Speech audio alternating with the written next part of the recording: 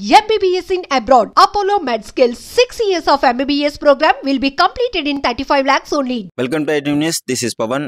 So భార్యలు భర్తల్ని చంపడం అయితే కంటిన్యూస్ గా మనం ప్రతి చోట వింటూనే ఉన్నాము.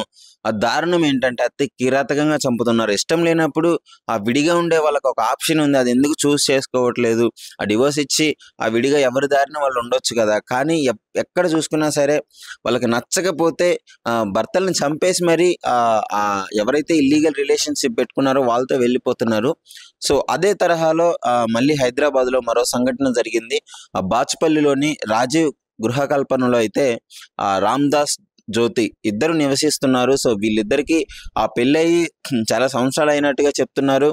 మరి ఏమైందో తెలియదు, మద్యం మత్తులో ఉన్న వ్యక్తిని అతి కిరాతకంగా బీరు బాటిల్తో కొట్టి తలకాయ పగలగొట్టేసి చనిపోయాడు అని భ్రమించి అక్కడి నుంచి పారిపోవడం జరిగింది అందరూ. సో తర్వాత ఆయన మధ్యరాత్రి మెలకు వచ్చింది. సో ఎంత దారుణమో చూడండి. ఈ విధంగా ఏం జరుగుతుంది, అసలు ఏంటి అని వివరాల్లోకి వెళ్తే, వీళ్ళకి పెళ్ళైంది, బాగానే జీవిస్తున్నారు. మరి వాళ్ళిద్దరి మధ్య ఎప్పటి నుంచి ఆ గొడవలు ఉన్నాయి, ఎప్పటి నుంచి వాళ్ళు ఏ ఇష్యూ నడుస్తుందో తెలియదు. కానీ ఒకరోజు రాత్రి ఒక నలుగురు యువకులు ఆ మద్యం తాగించడానికి పిలిపించారు. సో తాగారు, మద్యం తాగారు, మొత్తం అయిపోయింది. రామ్దాస్ ఎవరైతే ఉన్నాడో ఆయన ఆ మత్తులోకి వెళ్ళిపోయిన తర్వాత, అంటే ఇంకా ఆయనకి ఏ స్పృహ లేనప్పుడు బాగా తాగిచ్చేసి ఇతన్ని ఏదో మీద దాడి చేయాలని చెప్పేసి నిర్ణయించుకున్నాడు. దాడి చేసిన తర్వాత తాగాడు మొత్తం, అంటే ఇక ఫుల్గా ఎక్కేసింది అతనికి. ఆ వెంటనే బీరు బాటిల్ తీసుకొని తల పగల కొట్టేసి పిచ్చి పిచ్చిగా కొట్టేసి ఆయన స్పృహ కోల్పోయి పడిపోవడంతో చనిపోయాడు అని భ్రమించి అక్కడ నుంచి నలుగురు యువకులు, అదేవిధంగా వాళ్ళ భార్య జ్యోతి కూడా పారిపోవడం జరిగింది. సో వెంటనే ఆయనకి మధ్యరాత్రి మెలకు వచ్చింది రామ్దాస్కి.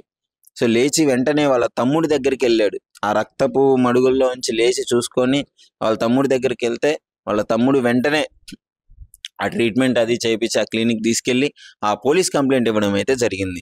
సో ఈ విధంగా ఉంది అని చెప్పేసి. సో పోలీస్ కంప్లైంట్ ఏమని ఇచ్చాడంటే, తన భార్య తనని చంపేయడానికి ప్రయత్నించింది నలుగురు యువకులతో కలిసి అని చెప్పేసి కంప్లైంట్ ఇచ్చాడు. ఎందుకు వాళ్ళ భార్యను అనుమానించాల్సి వస్తుందంటే, నలుగురు యువకులు చంపి వెళ్ళిపోతే వాళ్ళ భార్య కదా దగ్గరుండి చూసుకోవాల్సింది. కానీ వాళ్ళ భార్య కూడా లేదు, వాళ్ళతో పాటు జంప్ అయిపోయింది అనమాట. సో అసలు అప్పుడు డౌట్ వచ్చింది, తనే చేసి ఉంటుంది ఇది అని చెప్పేసి. సో ఈ విధంగా ఆమె కూడా కంప్లైంట్ ఇవ్వడం జరిగింది. పోలీసు వాళ్ళు కూడా ఎంక్వైరీ చేస్తున్నారు.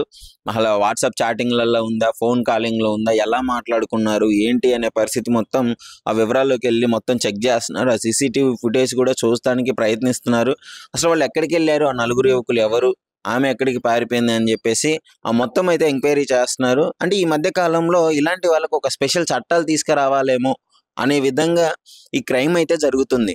అంటే 1-2 చూస్తే అనుకోవచ్చు, కానీ ప్రతి చోట ఇదే, భార్యలు భర్తల్ని చంపేయాలి, చంపేసి వెళ్ళిపోవాలి అని ఇదే కాన్సెప్ట్. వాళ్ళ మైండ్లో అయితే చంపాలి అనే ఆలోచన ఎందుకు వస్తుందో తెలియదు. కానీ ఆ భార్యలందరూ భర్తల్ని వెళ్ళి ఇదే విధంగా చంపుతున్నారు.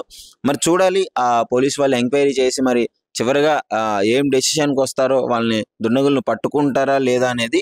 ప్రస్తుతం అయితే పరారీలో ఉన్నారు, 5గురు పరారీలో ఉన్నారు, 4 యువకులు, అదేవిధంగా భార్య కూడా పరారీలో ఉంది. మరి పోలీసు వాళ్ళకి కన్సిడర్ చేసుకున్నారు, కేసు నమోదు చేశారు. కాబట్టి ముందుగా దుండగల్ పోలీస్ స్టేషన్కి వస్తుందని చెప్పేసి ఈ కేసుని బాచుపల్లి నుంచి దుండగల్కి ట్రాన్స్ఫర్ చేసినట్టయితే తెలుస్తుంది. సో మరి అక్కడ పోలీసులు అయితే ఎంక్వైరీ చేస్తున్నారు. అప్డేట్ కూడా మీకు వెంటనే ఇస్తాను తెలిసిన వెంటనే. సో ఐటీ న్యూస్ని అయితే ఫాలో అవుతూ ఉండండి.